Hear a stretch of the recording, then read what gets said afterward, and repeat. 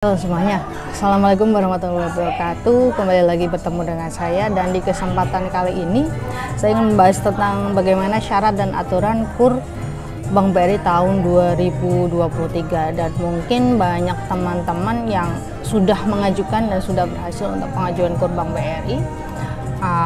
Di kesempatan ini saya ingin merefresh untuk teman-teman yang mungkin belum tahu tentang aturan main syarat KUR Bank BRI tahun 2023.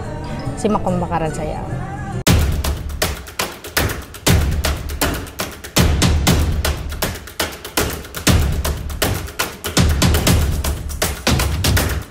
Nah, teman-teman, untuk bisa mengajukan KUR Bank BRI tahun 2023 ini tentunya teman-teman harus mengajukan persyaratan terlebih dahulu di Bank BRI-nya.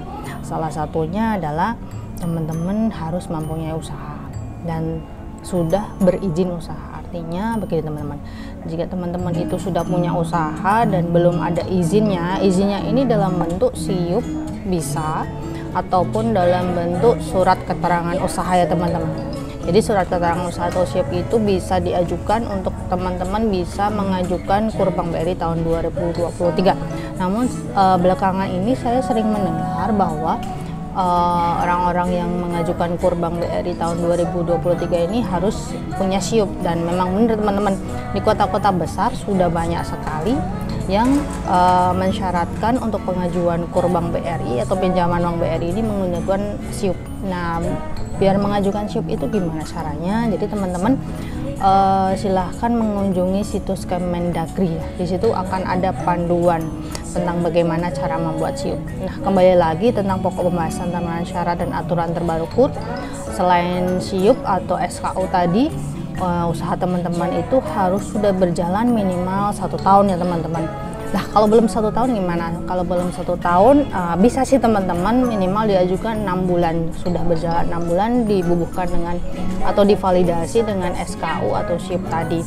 Nah, untuk teman-teman nanti bisa bertanya terlebih dahulu di mantri atau marketing Bank BRI setempat, apakah bisa saya mengajukan KUR Bank BRI atau pinjaman BRI ini kalau usaha saya belum 6 bulan, belum 1 tahun, khususnya 6 bulan, di bawah 1 tahun ya teman-teman. Kalau di bawah 6 bulan saya rasa belum banyak marketing atau mantri BRI ini yang berani untuk menge-approve atau menerima pengajuan KUR dari teman-teman semuanya.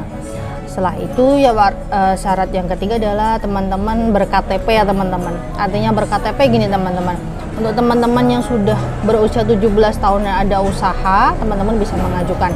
Nanti tinggal teman-teman mengajukan surat keterangan belum menikah dari kelurahan setempat. Artinya begini teman-teman, memvalidasi bahwa teman-teman itu sanggup untuk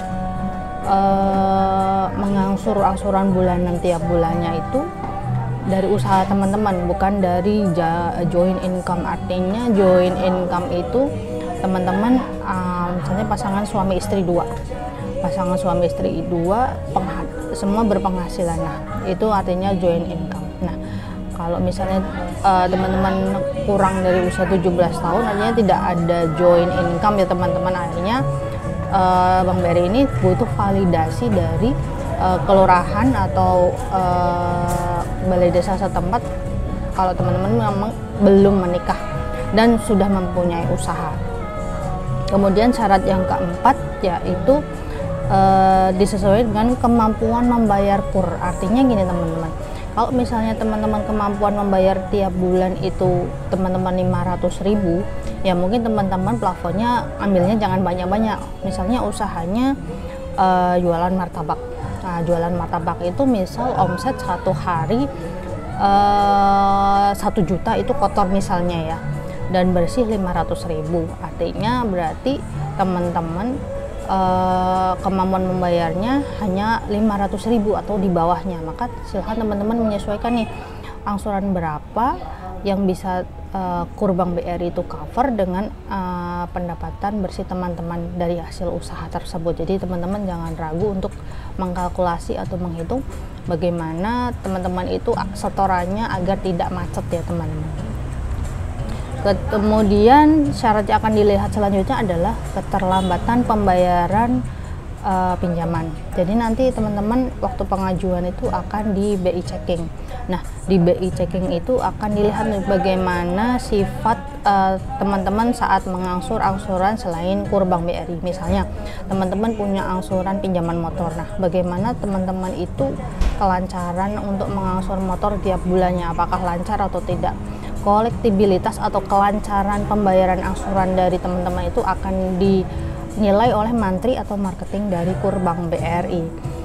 Nah, kemudian setelah itu teman-teman silahkan kalau sudah valid dan sudah yakin dengan pengajuan yang sudah saya utarakan tadi, silahkan teman-teman melengkapi berkas-berkas pendukungnya lainnya seperti NPWP, kemudian KK, habis itu ada jaminan. Nah, jaminan ini minimal jaminan BPKB motor, dimaksimalkan BPKB motor itu usianya tidak lebih dari 5 tahun ke belakang. Artinya gini, ini tahun 2023, berarti 5 tahun mundur ke belakang, 23, 22, 21, 20, 19. Artinya BPKB motor paling akhir tahun 2019 itu yang bisa teman-teman ajukan untuk bisa mengajukan KUR Bank BRI ini. Jadi kalau lebih dari 5 tahun gimana? Kalau lebih dari 5 tahun saya rasa bisa saja diajukan, tapi biasanya tidak untuk pinjaman pertama, artinya top up ya, seperti itu teman-teman.